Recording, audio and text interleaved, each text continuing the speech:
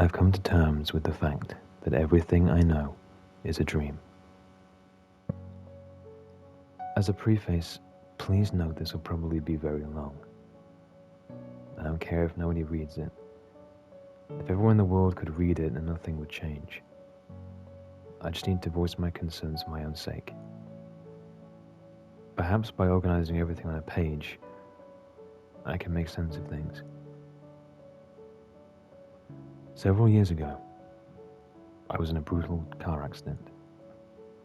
I was parked in front of a train track waiting for the train to pass by. I was the last person not to make it across the tracks. For visualization, there was a solid stream of cars on either side. If I tried to sneak across, I would have rear-ended the person in front of me before successfully clearing them. I could hear the train approaching, and the black and yellow bars lowered in front of me. I'm fascinated by trains, so I was delighted to be so close, finally getting a front row seat. The train was about a quarter of a mile from the crossing when the driver behind me accelerated and nudged me forward a few feet. The bars bent and eventually snapped, and I was knocked joltingly onto the tracks. I panicked and threw the car into reverse, trying to back out, but the other car apparently had more horsepower, and to my horror, my car door aligned perfectly with the cattle guard on the front of the train. I scrambled to get out of the car, but I forgot about my seatbelt. I strangled myself trying to get free. By the time I unlatched it, it was too late. A fraction of a second of the loudest noise I'd ever heard, and then blackness and silence. I was certain that I'd died. I didn't feel any pain, and certainly if I'd survived, I thought I'd be in agony. I tried to open my eyes, and nothing happened. I tried to make a sound, to wiggle my fingers, do anything, but I couldn't. It wasn't that I was paralyzed, it was more like I didn't have a body to manipulate. Like I was just a mind, submerged in just a pool of nothing. The only sentiment I felt was that I'd returned to that state after I'd been gone for a long time. Like forgetting how your parents' house smells until you go back home for the holidays. Gradually, I started to have feelings of sensation, passing waves of warmth and wetness finally allowed me to determine where the edges of my body were. Almost as soon as I became aware of my physical self, it began to ache. I felt like every inch of me had been pummeled with a baseball bat, and the heavy, wooden kind. Even opening my eyes was a spectacular ordeal. I was in a hospital. So I'd survived after all. People moved to surround me, faces that never really fully came into focus hovered right above my own, and sounds that vaguely resembled speech seemed to reach me through water. It wasn't long before I felt weak again, and my eyes closed. This fading in and out of consciousness lasted for what felt like a very, very long time, maybe months. Doctors told me that it was only a matter of days. After that, I worked on speaking and then swallowing food, which seems silly, but it was actually a challenge at the time. Finally, as more and more casts were removed from me, I was allowed to sit up and turn my head, for which I was incredibly grateful. According to my family and my then girlfriend, Sarah, all of whom were just overjoyed at being on speak with me, I was asleep for several days on end after the crash. I remember Sarah specifically saying that she'd missed being able to stare into those beautiful eyes. Time passed excruciatingly slow pace until physical therapy finally escalated to the point when I could be pushed around in a wheelchair. The doctors were surprisingly hopeful I'd be able to walk again, but it's what they called cautious optimism. Nobody wanted to admit they'd be wrong later, tell me I was independent again, and then I would regress. Obviously I was very hopeful myself, though even transferring from chair to my bed was a painful challenge. It was around this time that I noticed I didn't dream anymore. When I slept, it felt like that nothingness that I felt immediately after the crash. All the days just blended together for a while after that. The next memory that I can actually separate from the rest is the first time I tried walking on my own. There were staff members holding onto my arms and waist just in case I fell, and with their help I made it all the way across the room on my first try. The doctors said they'd never seen such a rapid recovery. I felt giddy. Obviously I wasn't out of the woods yet, but as soon as I was allowed to live at home again with frequent PT sessions some weeks after that, I returned to work. Life was almost normal for a while, except for a slight limp in my left leg, which was the side the train hit me on.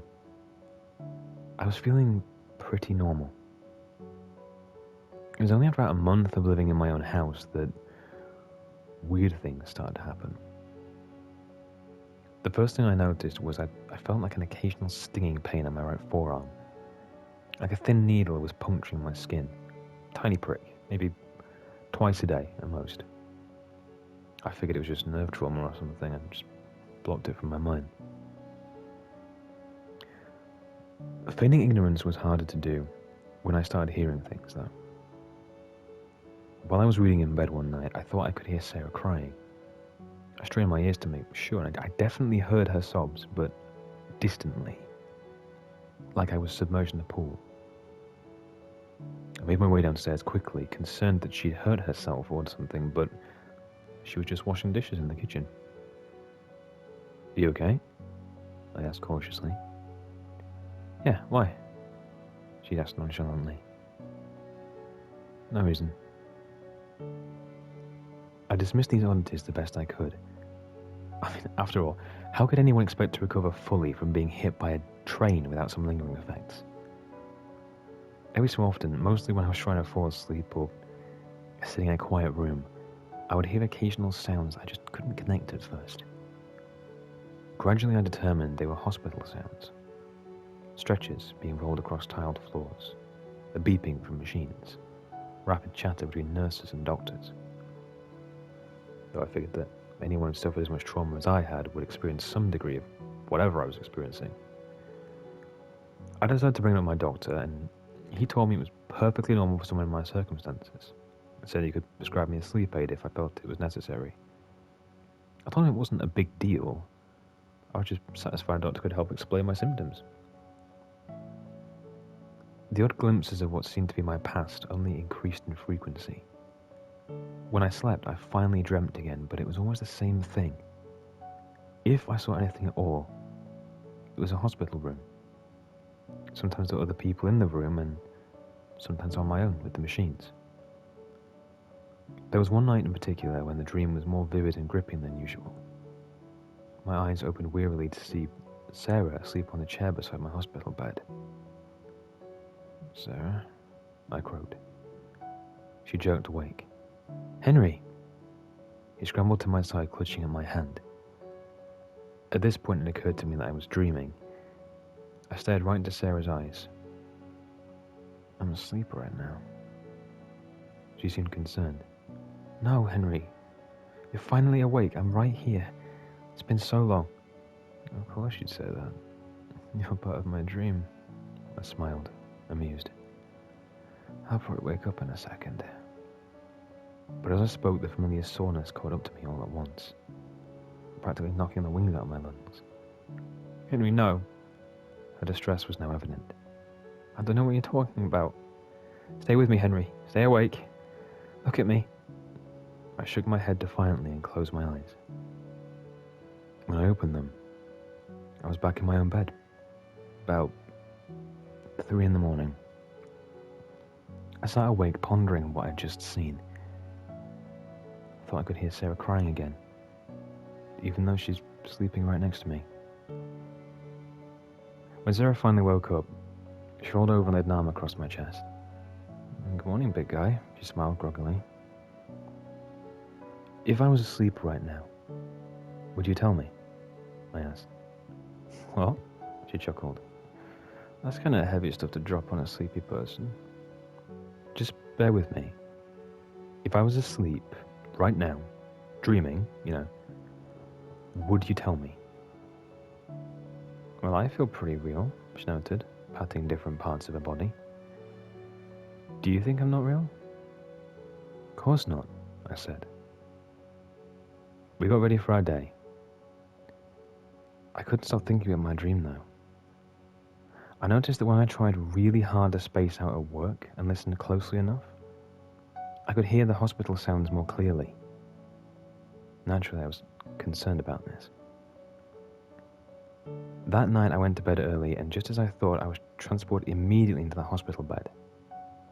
I felt the thin sheets beneath my fingers. I opened my eyes, and Sarah was reading a book in the same chair as before.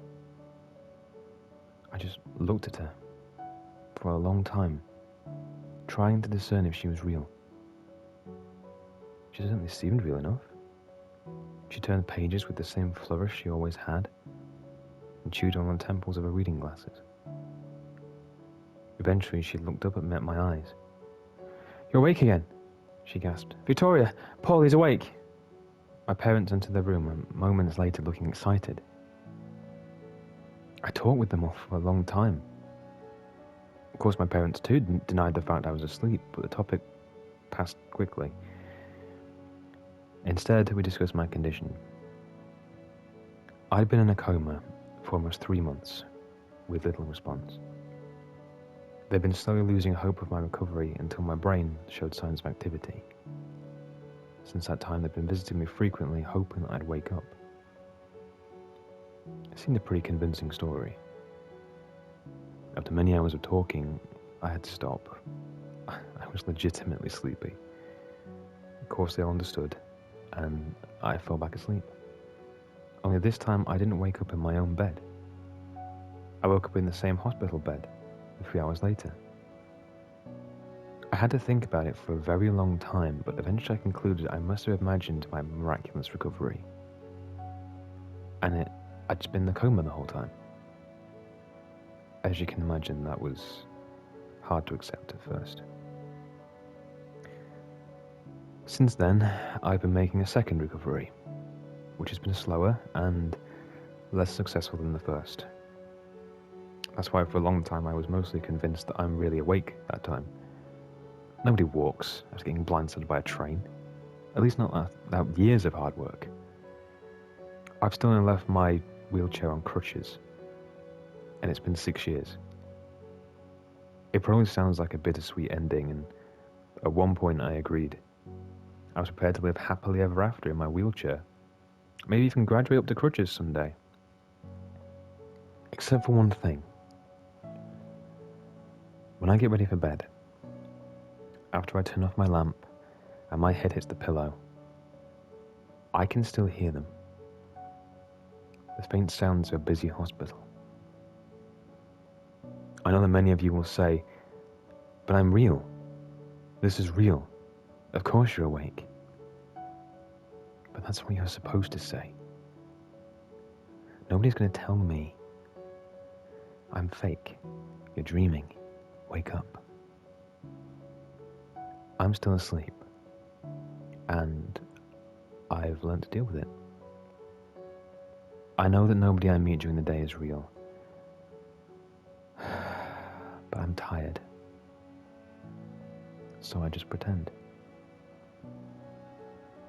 And that will have to do.